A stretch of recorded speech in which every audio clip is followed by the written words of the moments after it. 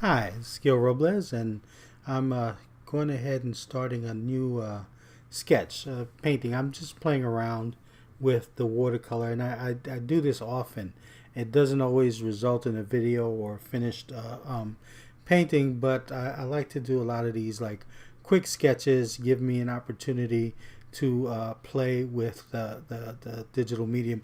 Now I'm adjusting these sliders right here in this little section right across from the layer editor. I had made a mistake in when I talked about these sliders in the previous painting that I did, and what I said that in the slider that accounts for the absorbency of the canvas, and this is like setting the watercolor behaviors, how these brushes behave and how well they mimic watercolor. And someone had told me that it's not a good idea, like I had stated, to bring that down to zero or anything like that in any of these sliders. But it's a good practice to set these about midway. So I just want to mention that and make that correction. There was a video that I had done previously. I'm not sure if I put it here or I put it on my Patreon page, but again, I just want to say that as far as adjusting those sliders, it's good practice to leave them about midway and maybe play with them and see if there's a particular preference that you have as far as the watercolor behaviors is concerned. But again, this is a quick sketch where I'm playing with it and trying to understand this program a little bit better. One of the things is that you see is that I'm making a mess here. I'm making a mess, and I'm trying to trust that I know where I'm going with this. Now, I know with me, I was always a bit shy about my paintings, especially when I paint in a group or in public and stuff. I'm worried that someone's going to look over my shoulder and look at what I'm doing and say, "Oh gosh, this kid is this or not a kid anymore." But this is just really a terrible looking painting or something like that. I don't think that anybody really actually says that, but I remember one time I was painting in I was on a trip. I was in Germany. I was on a trip to Germany, and I was doing a painting of some buildings that I had seen there. I set up my easel and started painting outdoors, and I had trouble with the panel that I was working on, where the paint just seemed to like having difficulties sticking to the panel, whatever, or it was just difficult to work with. And I remember a kid coming by, looking over what I was doing, and he walked away, said yuck, So, but anyway, that was a long time ago in the past, and I'm over it. But I still have that feeling that every time I'm painting, like I'm worried about people's opinion, which is not something that you should worry about. We all start off at the same place, even if your drawing is not where it's going to be, or your painting is not where it's going to be a few years from now. You're getting in what you need to in order for you to learn from what you're doing on your way to becoming a better artist. But we all start off that way. I don't care if you're Rembrandt or Michelangelo or whatever. You don't start off a genius. You don't start off a master. You start off where every single human being starts off with, understanding the materials, understanding what you're doing, understanding what you're looking at, and just enjoy where you're at. But regardless of that, one of the things that's a challenge about painting is that, a lot of times it's going to look chaotic.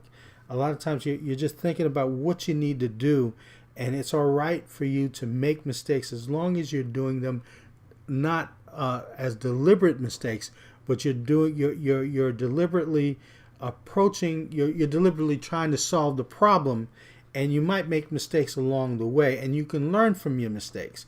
That's not a problem. The whole idea is you keep on going and don't make deliberate mistakes. Don't do lazy mistakes. Don't just throw stuff down and hoping that it would make sense. It's going to look chaotic anyway, but make it like you're trying to solve the problem, and you're going to what you're going to eventually do is bring order out of what's chaos on your canvas or your paper or whatever.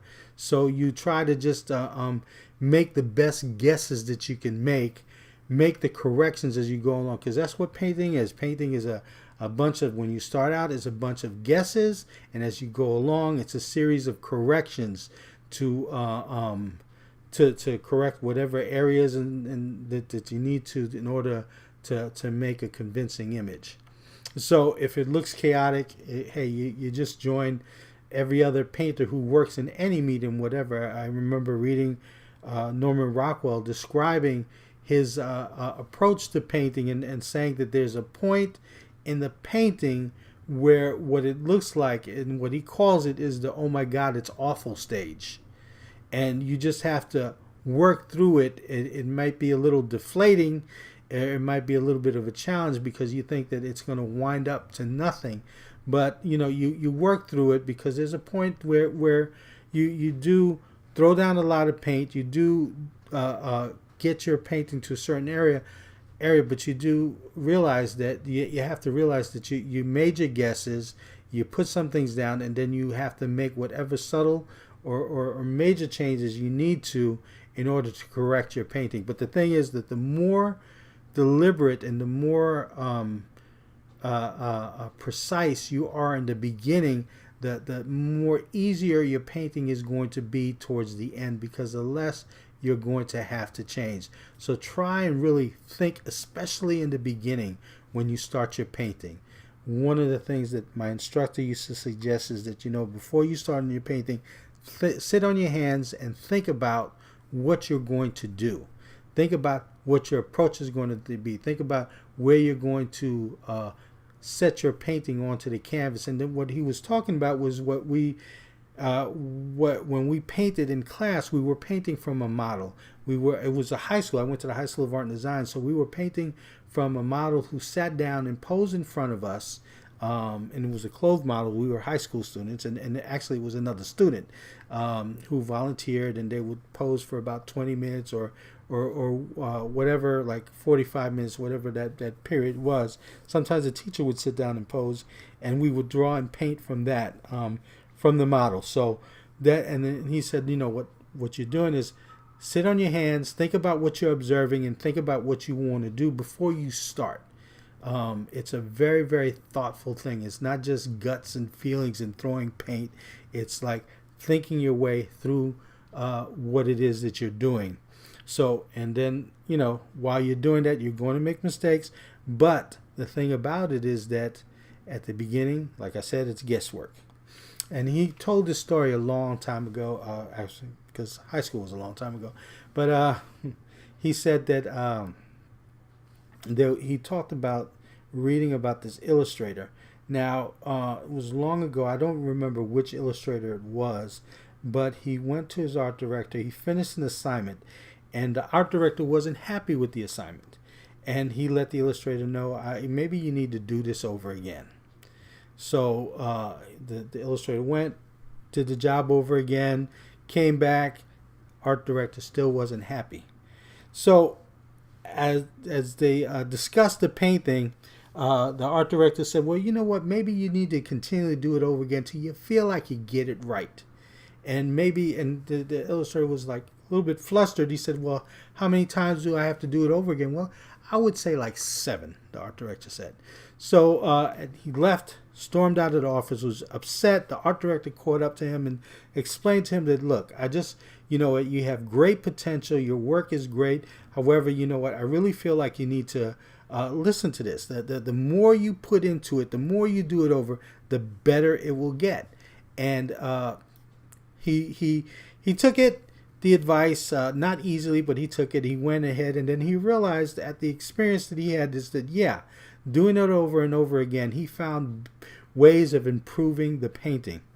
Now, it'd be frustrating to do a painting over and over again and so forth, but the lesson is learned. And actually, when I did this image, when I painted this image, one of the reasons why it was so easy, or was kind of easy for me to realize where I was going, and I wasn't flustered by the beginning where it looked very, very chaotic, and I knew I was going to get to this point where the image made more sense. But at the beginning, it's just like it looked like it was all over the place. But one of the things is I did this drawing or this painting of this man several times over. I did it in different mediums. First, I started with a pencil sketch. I just did it on. I do these sketches on my lunch hour at work, so I did a pencil sketch of this reference that I have with this older man, and I said, oh, okay, I did the drawing. Didn't intend to do anything else with it. Then a little while later, I did a more involved acrylic painting of it based on the drawing and the reference, and it looked even better. But then I went ahead. I said, well, hey, you know what? Let me do a sketch of the same thing, just a watercolor sketch, just to play with the medium here. So I did this watercolor sketch in Rebel, and which is what I'm doing before you. And each time, I understand the reference a little better. Sometimes I may make some changes to it, whatever. I may add some things or take away some things because I don't feel like I need it, and so forth. I didn't need to worry about so much detail on the beard and the whole right side of the person's face over here that's in shadow, so you know what, I was able to make different decisions working in these different mediums, and it helped that I had the information of having worked on this head before. I wasn't scared by the chaos in the beginning. I knew I was going to eventually be able to make some sense out of all of this. So even though the mediums were different, the approaches were similar. The approach to me was to always, and this is what when I observe things, is that, look, what are the big major shapes that I need to be concerned about? What's the big shapes of light and dark? What are the patterns here that define, because those are the things that define the image really. And then I start from there. Then I start from the big shapes and I work into the smaller, more refined shapes as I go along. Now, with digital medium, like I do, one of the approaches that I take is that I do the initial painting or whatever on one layer, and then I continue to open layers on top of that layers. I decrease the opacity, and then I continue to work on it, because with the decreased opacity, you can make subtle changes to the color in terms of making it lighter, darker, cooler, warmer, whatever your choice is, or whatever you feel like, whatever change you feel like you need to make. And then also you can, I said light and dark, warmer, cooler, whatever. Oh, but also working out maybe the transition from one value to another. Maybe you want a softer transition, or maybe you want a harder transition. Working like this and building up your painting slowly like this will allow you to do that. So anyway, I hope this is a helpful video for you. Please go ahead and I'm not finished yet, but I know I'm coming close to the end of this painting, because actually I painted this and I'm doing the voiceover afterwards, after the fact. But I hope this is helpful to you. Please leave any remarks or anything that you would like to say in regards to this. Also, if you like, share, so forth, spread all the good stuff. And also, like I said, there are other versions of this a thing that I've made videos of, but it's on like my Patreon channel. You can go ahead and view my Patreon channel and see more videos like this. You can also, this will also help support what I do, both here on YouTube and on Patreon, and help me to continue to bring more videos like this, which I would love to do, and share more about what I do and as I'm learning, because it's all about, continuing to grow as an artist, no matter what stage you are. There's not a point in Rembrandt's life that he felt like, well, I'm Rembrandt now, or Michelangelo's life felt like, I'm Michelangelo now, I don't have to do anymore. There's always room to grow, no matter at what part in your journey as an artist you're in. So, and this is the part I'm in so far, and I'd love to continue to share it with you. So that's it, pretty much. I'm going to let this video play out. As always, I am going to leave a link to my Patreon channel below in the description below, and you can go ahead and there's still, even if you're not a member, there's still like images and things to view. But as a member, as a paying member, which there's only two tiers there. There's a I believe $1 tier and a $3 tier. You get access to videos and images according to the tier, you know, and other stuff. Also, regardless of what tier you choose, there's a sketchbook that a PDF sketchbook that I make available every month at the end of the month to all my Patreon followers who are either in the $1 tier or the $3 tier. But there are also a bunch of other images and stuff like that that you're able to view. So until next time, I will see you and be back with more videos.